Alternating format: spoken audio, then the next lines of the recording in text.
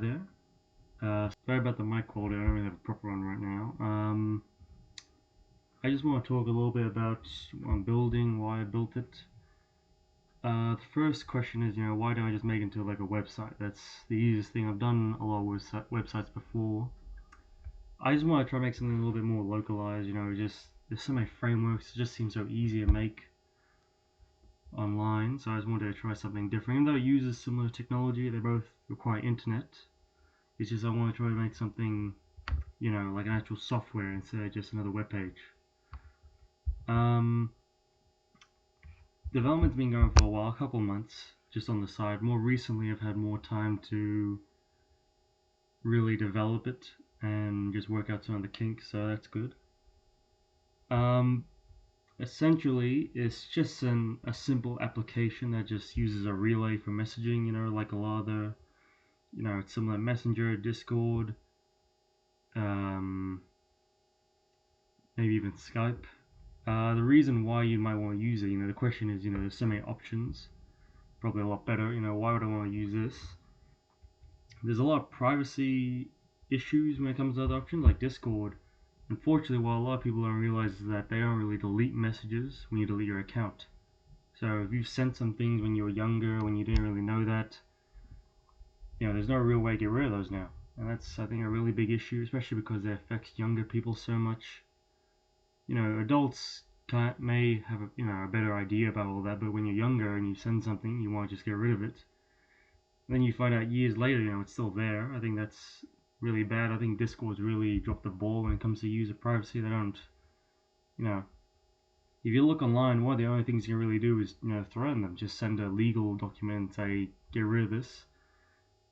They might not be able to because apparently they de-anonymize certain images, so they could just be there forever. I think that's a really big issue.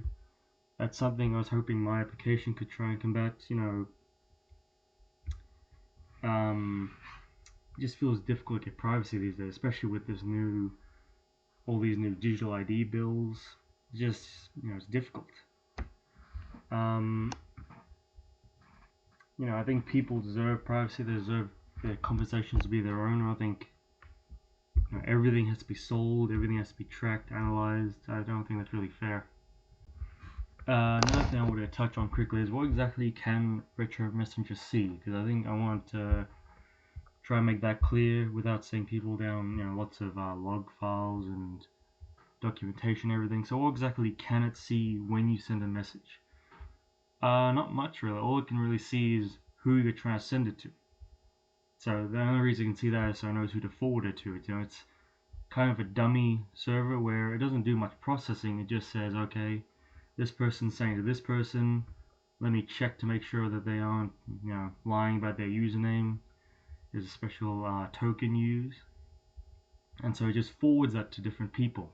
And the output, if I went on there and I said, okay, show me what's being sent, it would just be a random string of numbers and letters. It doesn't see anything, which is a lot different than most other companies. A lot of companies use databases, which are a lot easier.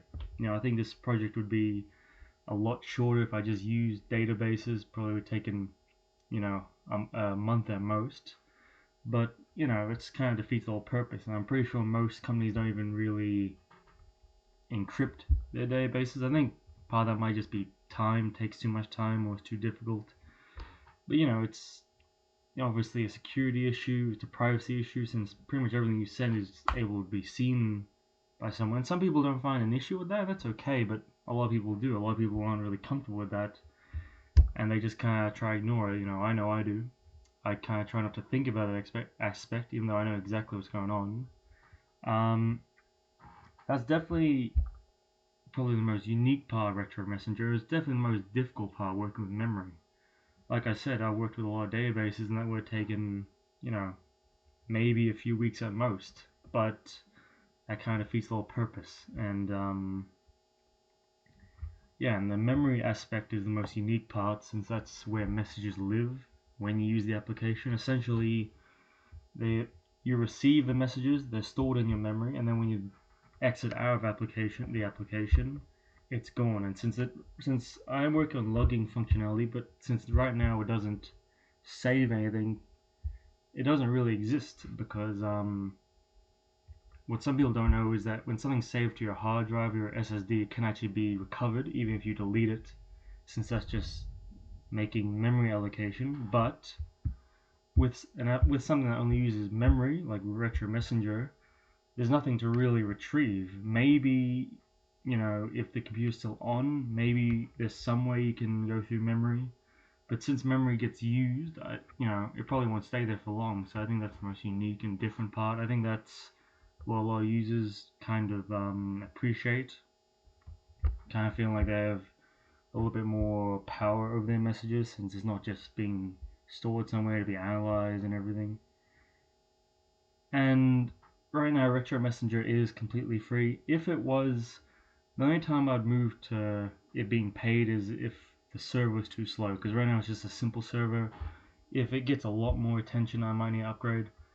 What I really don't want to look into is subscriptions. I really hate those. It's just everything's a subscription. Your blender, your toaster, your fridge is just.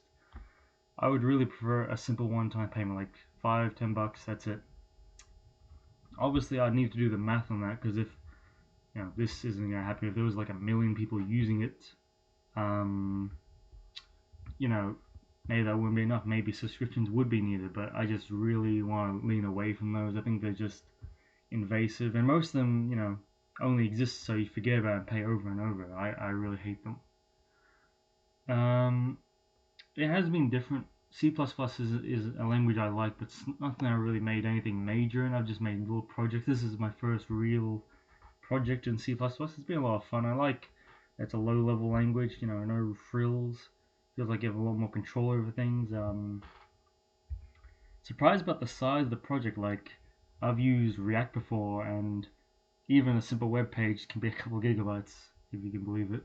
The last bit, I just want to discuss the features of Retro Messenger, what it currently has, what it might have. Right now it supports encrypted messaging, so just saying simple messages. It supports file sharing up to 12 megabytes, which is also encrypted. Logging is different. What I wanted was a local log that was password protected. I got to that point when it was just peer-to-peer and locked into one person. Recently, I have had issues with just loading them into chat, because the way I wanted it was you select if you want them to be saved. They're password protected, so you can't really read them. Then when you input the password and you go to a chat, it reads that username and it loads them. I've been having a little bit issues with that. If I can't get that working, I might try a different route. Maybe instead of loading into chat, which I thought would be easiest, it just is like a file that you can view. I'll have to look into it. There are also public chat rooms about a few topics. I might add some more. I might make it a little bit more dynamic instead of having to change them with each update. There's also a special purge room that purges messages after 24 hours. Although, things can always be improved, and, I can keep debugging, keep checking it out. I'm not sure what else, features there could be, like maybe voice chat. I might have to look into that. It might be tricky with C++, we'll see. I'd love to hear feedback on what people want, but maybe people can view, images in chat, something similar to Discord. I'm pretty happy with the state it's at. I think it's pretty stable. You can talk to people, you can play little mini games. I might add those. I might actually look into multiplayer, which wouldn't be that difficult. Like with chess, that could just go to a database where it records each move, just because in memory might be kind of tricky. But yeah, I just want to talk about it a bit. I'd love to hear your thoughts below, and thank you for listening.